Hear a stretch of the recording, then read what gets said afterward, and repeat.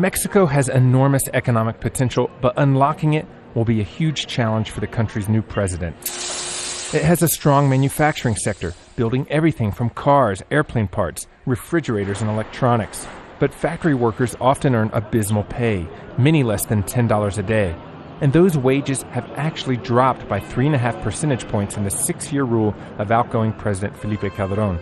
Economic growth over the last 20 years has averaged just 2.6%. Compare that to India's 7% and China with a 10% average annual growth rate.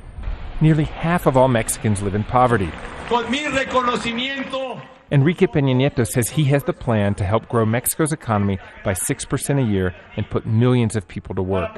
He promises to increase tax revenues, open the oil industry to private investment, and make it easier for companies to hire and fire workers. But he faces political challenges to enact his agenda. It's a divided Congress.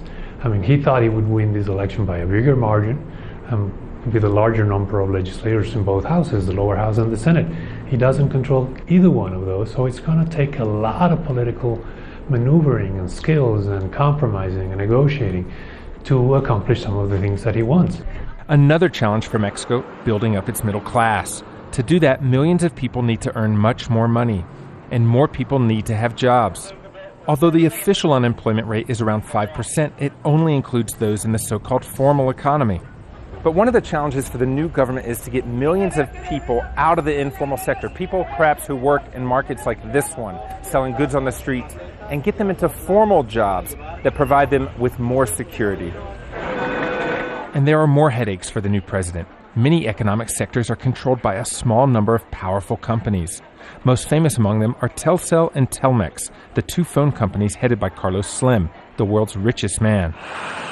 Economists say the government needs to create a level playing field so new companies can compete.